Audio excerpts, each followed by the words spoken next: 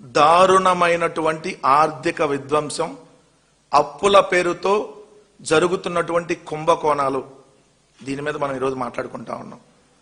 ఈ ప్రభుత్వం అధికారంలోకి వచ్చేటటువంటి కంటే ముందు చెప్పినటువంటి కళ్ళ బొల్లి కబుర్లు ఏంటవంటే, నేను సంపద సృష్టిస్తా తమ్ముళ్ళు, సంపద సృష్టించి ఈ రాష్ట్రాన్ని అభివృద్ధి పదంలోకి తీసుకెళ్తా, అప్పులు ఎట్టి పరిస్థితిలో చేయను అని చెప్పినటువంటి చంద్రబాబు నాయుడు గారికి సహజంగానే నిజం మాట్లాడితే ఆయన తల 1000 ముక్కలైద్దని చెప్పి అంతకుముందు చాలా మంది చెప్పినట్టుగా ఆయన ఏ రోజు నిజం మాట్లాడు కాబట్టి ఆయన సంపద సృష్టించడం వదిలేసి కొత్తగా అప్పుల్ని ఎలా సృష్టించాలి, కొత్తగా ఏ విధంగా మనం అప్పుల్ని సృష్టించడానికి అడ్డదారులు తొక్కాలి అనే దాని మీద మాత్రం డబుల్ PhD చేశాడని చెప్పొచ్చు.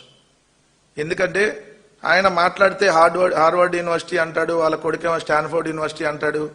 ఈయనేమో కొత్తగా అప్పుల్ని ఎలా సృష్టించాలో కొత్త యూనివర్సిటీని పెట్టారు ఆంధ్రప్రదేశ్ రాష్ట్రంలో. 18 నెలలుగా మీరు చూస్తే వీళ్ళు చేసినటువంటి అప్పు ఇప్పటి వరకు చూసుకుంటే బడ్జెట్ లోపల అప్పు 1,54,850 కోట్లు, బడ్జెట్ బయట కార్పొరేషన్ల ద్వారా 71,295 కోట్లు, అదేవిధంగా అమరావతి పేరుతో 40,000 కోట్ల అప్పు ఇప్పటి వరకు వాళ్ళు చేసినటువంటి అప్పు. అంటే మొత్తంగా కలిపితే ఈ 3 రకాల అప్పులు కలిపి 2,66,000 కోట్ల రూపాయలు అప్పులు చేశారు. ఇవి కాకుండా ఇప్పుడు తీసుకోబోతున్నటువంటి అప్పులు ఏదైతే బెవరేజ్ కార్పొరేషన్ తో 5,490 కోట్ల అప్పు తీసుకోబోతున్నారు, అదేవిధంగా ఏదైతే అమరావతి పేరుతో మరొక 7,387 కోట్లు అప్పు చేయబోతా ఉన్నారు.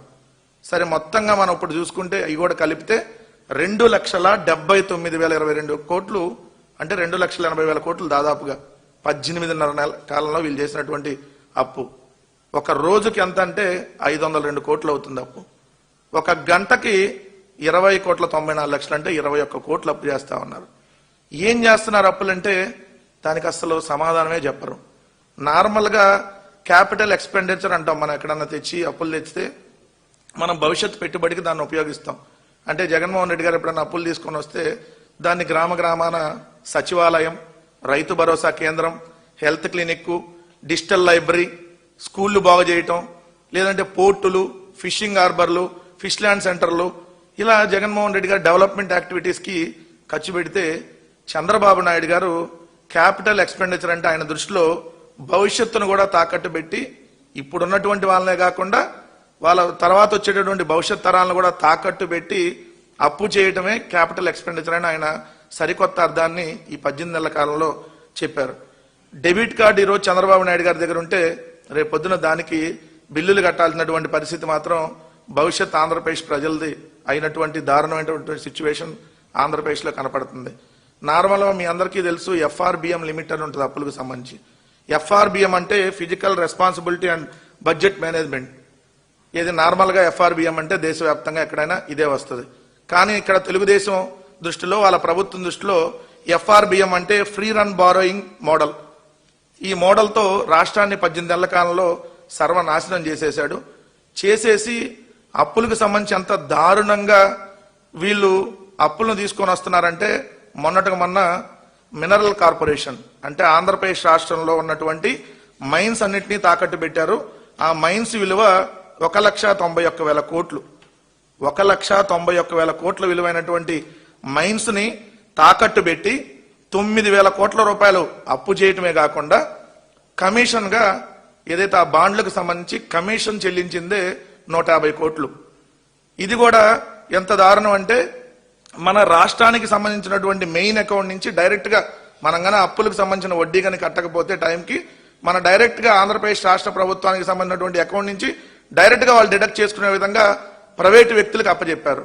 ఇంతకంటే ఆర్థిక విధ్వంసం ఇంకోటి ఉంటుందా?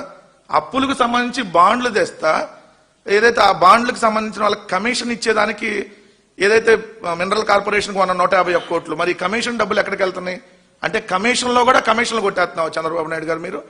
రెండో అంశం, ఇప్పుడు బెవరేజ్ కార్పొరేషన్ కి సంబంధించిన దాంట్లో 5,490 కోట్లకు సంబంధించినటువంటి బెవరేజ్ కార్పొరేషన్ అప్పులకు సంబంధించిన దాంట్లో కూడా ఏదైతే ఇప్పుడు కమిషన్ గా 1.5% కమిషన్ 5,490 కోట్లకి, అంటే దాదాపు 82.5 కోట్లు కమిషన్ రూపంలో చెల్లిస్తున్నారు.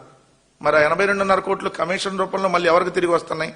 సో ఇంతకంటే ఆర్థిక విధ్వంసం ఎక్కడన్నా జరిగిద్దా?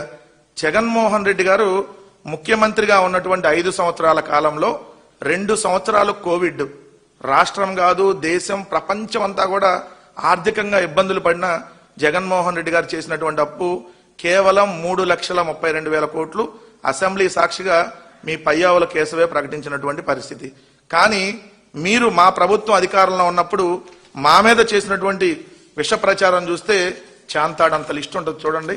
2019, 2020 అంటే మేము అధికారంలోకి రాగానే స్టార్ట్ చేశారు. ఇది ఏదో ఒక విధంగా బుర్ర జల్లాలి వైఎస్ఆర్ కాంగ్రెస్ పార్టీ మీద అని చెప్పి మేము అప్పులు చాలా తక్కువ చేసినా కూడా 5 సంవత్సరాల్లో 3,32,000 కోట్ల అప్పు మాత్రమే చేసిన 10 లక్షల కోట్లు చేశామని ఒకరోజు, తెల్లారి ఇంకొకడు వస్తాడు 11 లక్షలు అంటాడు, ఆ తెల్లారి ఇంకొకళ్ళు వస్తారు 12 అంటాడు, ఇంకొకళ్ళు 14 లక్షల కోట్లు అంటాడు. అసలు అప్పులే పుట్టట్లేదని రాస్తారు. వాళ్ళు రాసినటువంటి అప్పుల కుప్ప, అప్పుడే తీరేది, అప్పులే అధికం, రాష్ట్ర రుణం 11 లక్షల కోట్లు, ఏపీ అప్పు 11.28, ఆంధ్రాకి అప్పులే శాపం. ఇది వాళ్ళ జాతి పత్రికలో పెట్టినటువంటి హెడ్డింగ్లు. దీని తర్వాత చూస్తే ఇంకొంచెం ముందుకు అడిగి వేసి జగన్మోహన్ రెడ్డి గారి మీద బట్టలు లేకుండా కార్టూన్లు వేసినటువంటి నీచాతి నీచమైనటువంటి పత్రికా జర్నలిజంలో మనం బతుకుతా ఉన్నాం. అది కూడా ఇది ఈనాడు అనేటటువంటి ఒక రోతనాడు పత్రిక వేసినటువంటి కార్టూన్. మరి ఇప్పుడు చంద్రబాబు నాయుడిని, లోకేష్ ని, పవన్ కళ్యాణ్ ని ముగ్గురిని ఒకరికి సగం బట్టలు, ఒకరికి 30 బట్టలు, ఇంకొకరికి అసలు లేకుండా అన్న వేసి మరి కార్టూన్లు వేయాలి కదా. మేము 60 నెలల కాలంలో 3,32,000 కోట్ల అప్పులు చేస్తే ఇట్లాంటి కార్టూన్లు వేసినటువంటి ఆ ఈనాడు కిరణ్ అడుగుతా ఉన్నాం. మరి ఇప్పుడు 18 నెలల కాలంలోనే 2,79,000 కోట్ల అప్పులకు తీసుకెళ్లిన వాళ్ళకి ఏ బట్టలు లేకుండా వేస్తారా, లేదంటే బట్టల బదులు ఇంకేదన్నా కట్టి కార్టూన్లు వేస్తారని అడుగుతా ఉన్నా సూటిగా. ఇక్కడ ఇదే జగన్మోహన్ రెడ్డి గారు టిక్ టిక్ అప్పులు బాంబు అని హెడ్డింగ్లు పెట్టి రాశారు ఆ రోజు. ఇప్పుడు ఏమైనా చచ్చిపోయారా? బతికే ఉన్నారు కదా. మరి ఏదైతే ఇప్పుడు అప్పులు తీసుకొని వస్తుంటే ఎక్కడికి పోయారు? ఎందుకు మీకు మోగపోయినాయి? మీ నోర్లు ఈరోజు ఎందుకు మాట్లాడటల్లా? రెండోది వచ్చేటప్పటికి ఇంకొక ఆయన ఉన్నాడు, నేనేమో తక్కువ తిన్నానని చెప్పి పవన్ కళ్యాణ్. ఆయన అయితే సినిమాటిక్ స్టైల్లో ఇదిగోండి అప్పుల రత్న అని జగన్మోహన్ రెడ్డి గారి మీద ఏదైతే ఆయన ట్వీట్లు పెట్టినటువంటిది. మరి ఇప్పుడు అప్పుల రత్న చంద్రబాబు నాయుడు, అప్పుల రాణి లోకేష్ అండ్ పవన్ కళ్యాణ్ అని ఇప్పుడు కూడా ట్వీట్లు పెడితే ప్రజలు హర్షించేవాళ్ళు కదా. ఒక సినిమా తెద్దాం, లేకపోతే అప్పుల రత్న ఎవరు, అప్పుల రాణి ఎవరు, ఏదైతే అప్పుల మహారాణి ఎవరు, ఇది తీస్తే బాగుండేది కదా.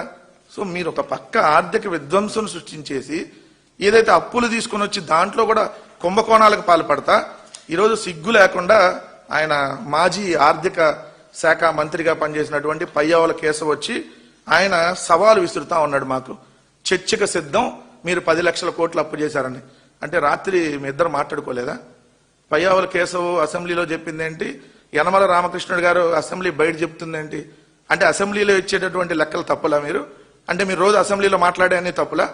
మీరే జగన్మోహన్ రెడ్డి గారి ప్రభుత్వంలో 3,32,000 కోట్లు అప్పయిందని చెప్పి క్లియర్ గా ఇచ్చి మళ్ళీ 10 లక్షల కోట్లు అప్పయింది, బహిరంగ చర్చకు సిద్ధం అన్నాడు. ఎస్, మా మాజీ ఆర్థిక శాఖ మంత్రిగా పనిచేసినటువంటి బొగ్గన రాజేంద్రనాథ్ రెడ్డి గారు బహిరంగ చర్చకు రావటానికి సిద్ధంగా ఉన్నారు. మిస్టర్ యనమల రామకృష్ణుడు గారు, మీరు బహిరంగ చర్చకి ఎప్పుడు వస్తారు? మా తరపున బొగ్గన గారు వస్తారు, మీ తరపున మీరు రండి, ఎక్కడ పెడదామో చెప్పండి, బహిరంగ చర్చకు మేము సిద్ధంగా ఉన్నాం. మేము అప్పులు తీసుకొని వచ్చి ఏం చేసాం, మీరు అప్పులు తీసుకొని వచ్చి ఏ విధంగా ఆర్థిక విధ్వంసం చేశారో చర్చకు మేము సిద్ధంగానే ఉన్నాం. అయినా ఏమయ్యాడు పయ్యావుల కేసు? ఆయన కదా రావాల్సింది, ప్రస్తుత ఆర్థిక శాఖ మంత్రి రావాలి కదా. నువ్వు ఎప్పుడో జమాన్లో ఆర్థిక శాఖ మంత్రి కదా, ఏం ఆయనకి లోకేష్కి అది మధ్య పట్టలేదు అంటున్నారు. అందుకని ఆయన ముందు పెట్టకుండా నిన్ను ముందు పెట్టారా? సమానం చెప్పాలి. ఎందుకంటే మాజీ ఆర్థిక శాఖ మంత్రిగా బొగ్గన గారు ప్రెస్ మీట్ పెట్టి ఏదైతే లెక్కలతో సహా చెప్తే దానికి మరి ప్రస్తుత ఆర్థిక శాఖ మంత్రి పయ్యావుల కేశవ్ మాట్లాడకుండా ఏదైతే అవుట్డేట్ అయిపోయినటువంటి తెలుగుదేశం వాళ్ళే ఓ రోజు రాజ్యసభ, ఓ రోజు ఎమ్మెల్సీ ఇస్తామని ఆయన ఏది మాట్లాడుతున్నాడో తెలియనటువంటి స్థితిలో ఉన్న యనమల రామకృష్ణ గారితో ఎందుకు మాట్లాడిచ్చారు? సో దానికి కూడా మీరు క్లారిటీ ఇవ్వాలి. ఒకటైతే స్పష్టంగా చెప్తా ఉన్నాం, ఆంధ్రప్రదేశ్ రాష్ట్రాన్ని 18 నెలల కాలంలో సర్వనాశనం చేశారు. రేపు భవిష్యత్తులో కూడా అప్పులు పుట్టకుండా ఉండేటట్టుగా, భవిష్యత్తులో ఇబ్బంది పడేటట్టుగా వచ్చేటటువంటి జగన్మోహన్ రెడ్డి గారి ప్రభుత్వం కూడా ఇబ్బంది పడే విధంగా ఇప్పుడు చంద్రబాబు నాయుడు గారి ప్రభుత్వం అప్పులు చేసింది అనేది క్లియర్ కట్ గా విత్ ఆధారాలతో వైఎస్ఆర్ కాంగ్రెస్ పార్టీ చూపిస్తా ఉంది. మీ తెలుగుదేశం పార్టీలో ఉన్న కూటమి వాళ్ళు ఎవరైనా సరే విత్ ఆధారాలు ఏ రోజు మీరు తీసుకురారు, ఏదైతే నోటి లెక్కలో లేదంటే తిట్లు మీకు ఉంటాయి. కాబట్టి ఇప్పటికైనా ఎవరన్నా మీ దాంట్లో కూటమిలో మాట్లాడగలిగినటువంటి సత్తా ఉండి మేము అడిగిన దానికి సమాధానం ఉంటే బహిరంగ చర్చకి వైఎస్ఆర్ కాంగ్రెస్ పార్టీ సిద్ధంగా ఉందని మాత్రం చెప్తా ఉన్నాం.